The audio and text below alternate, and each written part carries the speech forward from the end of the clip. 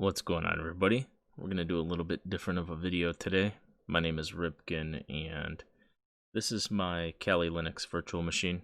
I use this for many different things, but particularly I've been trying to learn ethical hacking, penetration testing, programming, and a lot of other things, especially while I've been sick. But I was going to jump into Hack the Box and start working on a box Optimum, and it's a retired machine. I'm not going to do a video yet on how to get into Hack the Box or any walkthroughs of anything yet, because I'm still learning myself.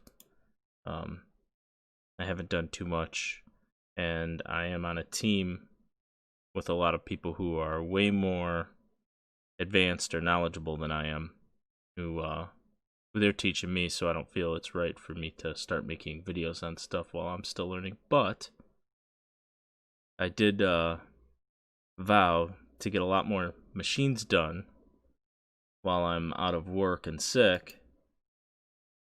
So I'm going to start working on this. I'm going to redo my virtual machine. I figure I'll do a video on it, and I'm going to download it, or I already have downloaded it in my host system from this site, and I'll put this in the description. I don't know when 2020.2 came out, and I could just update, but instead I'll just do a video on redoing my machine. I've already backed up all my files, so it's not a big deal.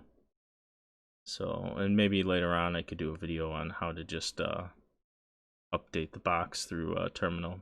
But for now, I'm going to power down this machine and we will start installing.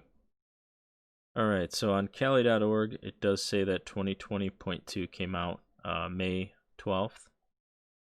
Again, you can upgrade this through terminal inside of Kali, but I was intent on making this video, so I'm going to go ahead and remove my old virtual machine. But to get started, you're going to need a piece of software to run virtual machines, and I'm using VirtualBox. I'll provide a link to this in the description. I already have it downloaded and installed because that's what I use.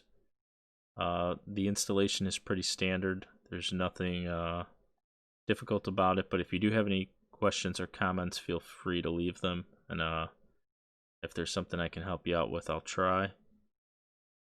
Once you get it installed, open the software up for you. There shouldn't be anything over here, unless you're already using it. I'm going to go ahead and remove, delete all files of my Kali machine. We're going to do new. I'm going to name it, well, I think first you need to check or select the type, and I'm going to make it a Debian 64-bit machine. I'll name it Kali VM.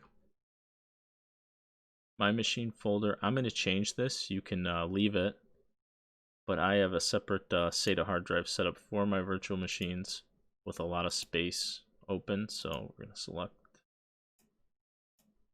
So I need to redo that. Select VM machines, and that's where I want it to save my virtual machine file. For memory size, it's going to depend on how much hardware you can allocate to this, how much RAM you have available. I'm going to use 4 gigs or 4096 megabytes. Also, your first time doing this, if it looks a little different, you have guided mode and expert mode. You may want to switch it to expert mode like I have for the sake of this video. We're going to go ahead and hit create. File location, just make sure that's where it's going to put this VDI file. For file size, I have a SATA set up specifically for my virtual machines. Now that I'm using them more, I'm going to allocate 100 gigs to it since I have those resources to do that. It's your first time. When I first started using Kali or other Linux distros, I'd probably only use 20 or 40 gigs. And that's fine to get started and start learning, so just use whatever you can. I'm not going to change anything else here. I'm going to hit create. And then I'm gonna left click and drag my Kali machine up top because it's gonna be my most used virtual machine. We're gonna go into settings here and see what changes we need to make. In system, I'm gonna uncheck the floppy, move it down. I don't use a floppy drive anymore. For my processor, I have a Ryzen 7 1700, so I've got a lot of cores. I'm going to allocate, I'll select 4 processors for this because I can do that, but again, you're going to be limited on your own hardware. Make sure you stay within the green. Display. For display, I'm going to turn this up. I don't think it's not going to really matter too much. But I'm not going to use 3D acceleration. For storage, I'm going to select controller IDE. This is where you can select the disk to install the ISO file that you downloaded from kalilinux.org or kali.org rather. And if your disk doesn't come up populated in this menu, you're going to want to choose it. For you, it's going to be wherever you downloaded it to. I moved mine to where I keep my disks, and you can see I downloaded it today. So I'm going to select Kali Linux 2020.2, open it. For network, I'm going to leave it on NAT, but I'll probably change mine over to bridged adapter. But just for this video, just getting started, I'm going to leave it. And you could also set up a shared folder, but I'm not going to do that in this video, USB stuff. We're just going to keep it here, keep it simple, and okay. Should be good, and hit start to start it for the first time. When this comes up, you're going to want to make sure that the correct installer ISO is selected. For me, it's not, because it's running my old installer. So I want 2020.2, start, and now the installation process begins. For the sake of this video, I'm going to just stick with the graphic install. This entire process should take, well, it depends on your hardware and your internet connection. For me, it'll probably take about 15 minutes. Stick with English. You'll want to check or select whatever language you prefer. I'm in the United States, American English.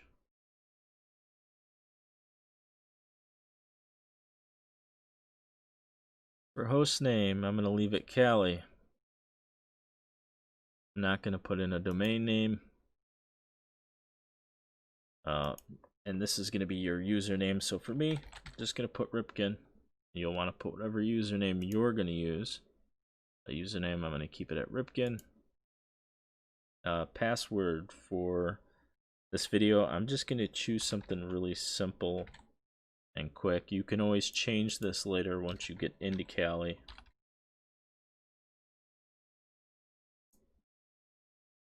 I'm in Central Time Zone.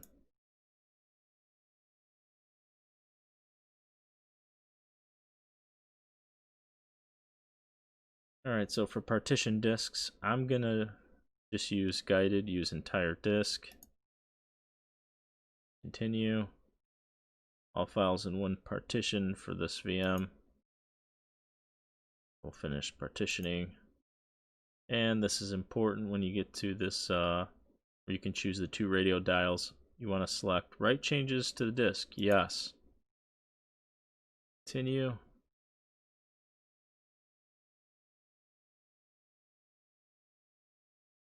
Alright, HTTP proxy information. I'm going to leave it blank.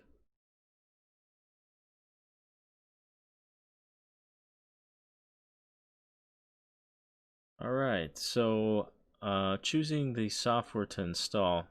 I'm going to stick with XFCE, but if there's something particular you like here, you should choose it. One of the nice things about Linux is when you get into Kali, if you don't like it, there's a lot of documentation that will guide you into changing it, so you don't have to live with what you select here. When it comes to choosing the tools, this will greatly depend. How long this takes to install will depend on your internet connection, because it's going to need to download them. So I'm going to go ahead and throw in the large, but if your connection is limited, you might want to just stick with the top 10 or a different option than me.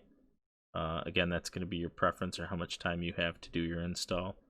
I've got some time, and I'll edit the video, of course, to make this shorter so the video is not so long as it downloads, but we're going to continue.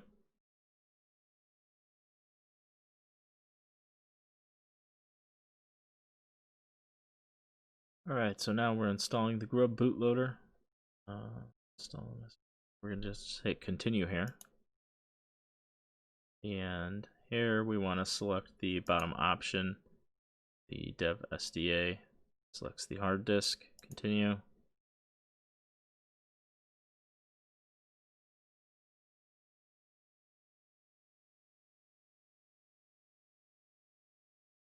Alright, so the installation is complete. We're going to continue. And we're going to boot for the first time here.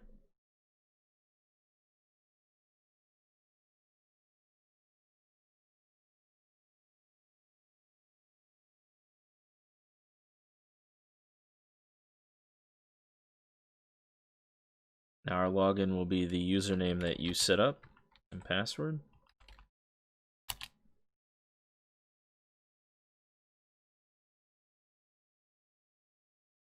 And that's it. We are inside of Kali Linux. I'm going to go ahead and make this full screen and change my view. I like to do full screen mode.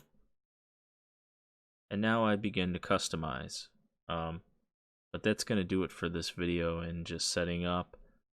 For me, it's been 25 minutes, and that's including the time it had to download a lot of those files, since I chose to install the large package. And I'll still need to go through this, probably remove some of this stuff and reinstall it. Sometimes I find that in Kali that the files or the applications don't always work as intended, and I have to reinstall them. But in any case, that's it. We've got the ability now to mess around in Kali and to learn Linux. I'll probably change my terminal. One of the first things you could do when you get in here is probably run.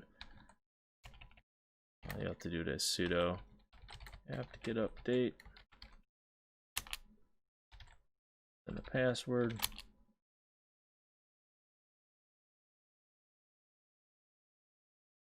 And maybe run an upgrade too.